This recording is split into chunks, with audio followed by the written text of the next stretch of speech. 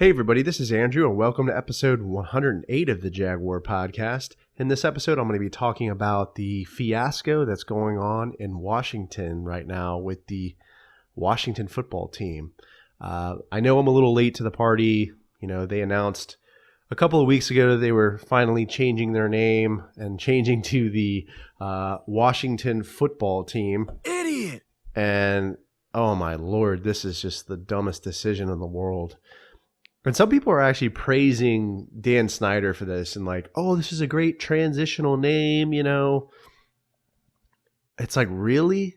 Did you guys really think of this name, the Washington football team? That's why we have Dan Snyder in charge and all these like really smart people and they come up with the Washington football team. Are you kidding me?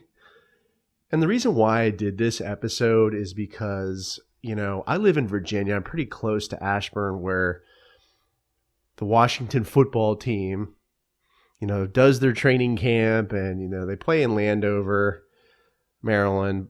So I have a lot of Washington fans around me. And, also my father was a huge Washington fan.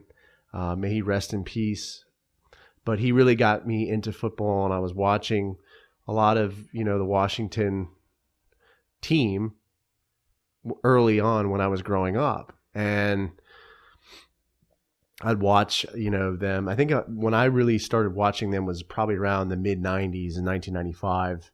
So they had like Gus Frerotte and Heath Shuler, and they weren't a very good football team at all. I mean, to say the least.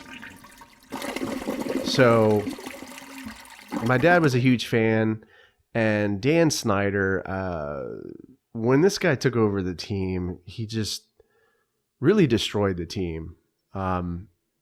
And in addition to this whole name fiasco that's going on right now, there was a report that was released by the Washington Post, and essentially 15, I believe it was, women came forward saying that they were sexually harassed and the environment was toxic. And it's just like, Dan Snyder's got to go. I mean, that's just the bottom line. This guy is a terrible football owner. My dad, kind of rewinding back to when, I was watching the football team with my dad. He ended up getting season tickets. I believe this is around 1997 when Snyder took over the team. And he just ended up giving them away, or he just didn't want to pay for them anymore because the fan experience sucked. FedEx Field is one of the worst, stadiums for like a fan experience. I've been there. It's just terrible. And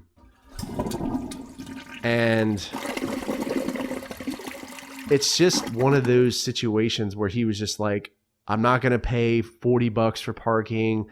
They just price gouged. Dan Snyder just price gouged all of the fans. I mean, jacked everything up, and it just wasn't fun anymore. You could just, why sit in the rain at FedEx Field and watch the team just lose, and put a bad product out there? Why spend all that money?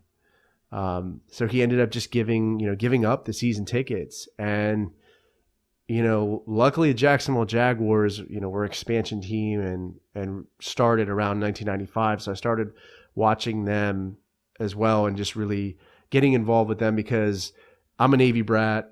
I lived in Jacksonville for 4 years. I started watching Jacksonville, when I was, in South Carolina. So that was when they started with like Mark Brunell and like the Natron Means days. And those were fun times.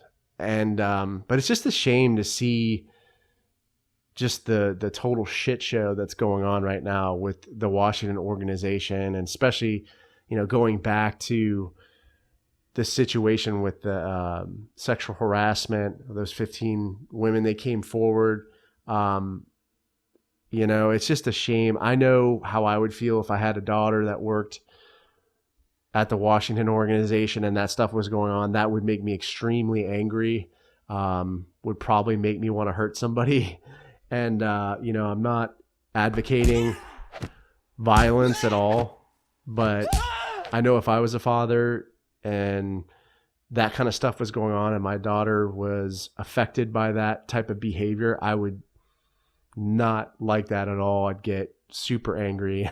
I want to do something bad, but not advocating violence. But Dan Snyder is just inexcusable at this point. I think he needs to go. I think it's just this is just I think it's the perfect time, honestly, with the whole situation with the name. And now he's changed the name from the Washington Redskins to the Washington football team. And I feel like this guy is just, flicking the bird to, all these Native American advocacy groups. He's just kind of flicking them off. He's just like, this is what I can do. Look, I won't change it. I won't change the name to something serious. I'll just change it to the Washington football team. It's like, come on, dude. Like, you're killing me, right? I think the NFL needs to vote this guy out and they need to replace him and just get him out. It's just a bad situation.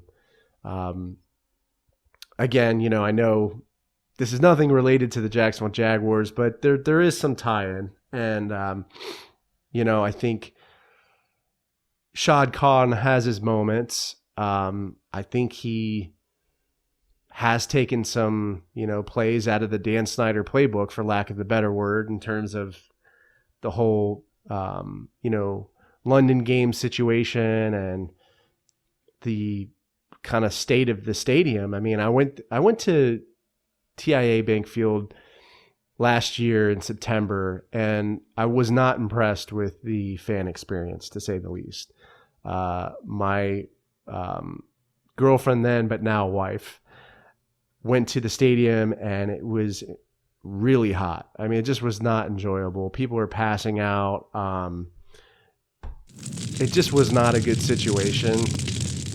There's no canopy in the stadium, so we were just getting pelted by the sun. 100-degree temperatures, people passing out.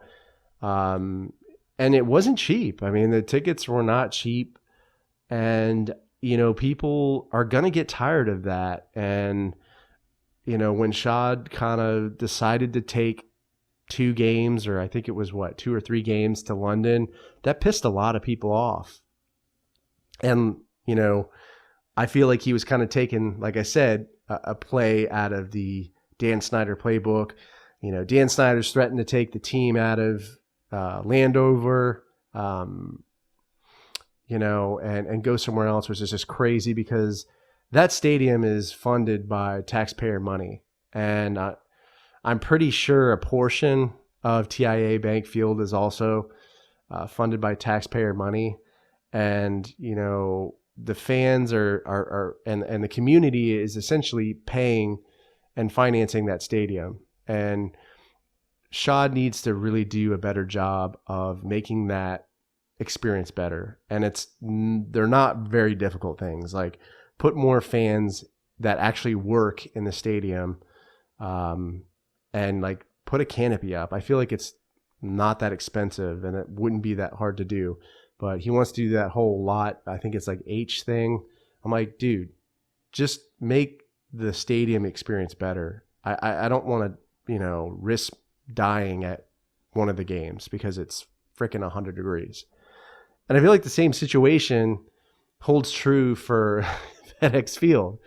The fan experience is awful. I've been there multiple times for concerts and for football games. It's totally disorganized. It's a mess trying to get out of there. So I feel like owners really need to do their job and really cater to the fans as much as they can and make that fan experience worth it, because, we'll just stay at home and watch the game.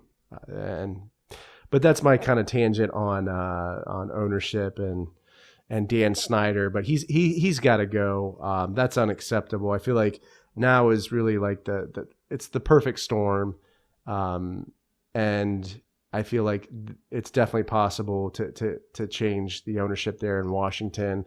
Want to see it happen, not only because my father was a big fan, but I think the fans deserve it. This guy's just destroying the team and you're really kind of driving it into the ground. And now we have the Washington football team. It's kind of a joke. I saw a really funny comment on a YouTube video about the whole naming situation with the Washington football team. And they said that they should change the name from the Washington football team to the Washington Letdowns. And I thought that was pretty funny. But, let me know how you feel about the whole kind of Washington fiasco and situation with the whole scandal that went on there. And then, the name change, which is just a total joke. So leave a comment on the podcast episode or YouTube video. Show your boy some love. Subscribe to the channel. Leave me some feedback on Apple Podcasts. It always helps me when I put these episodes together. Stay safe. Stay away from the pandemic. Go Jaguars, and I'll see you next time.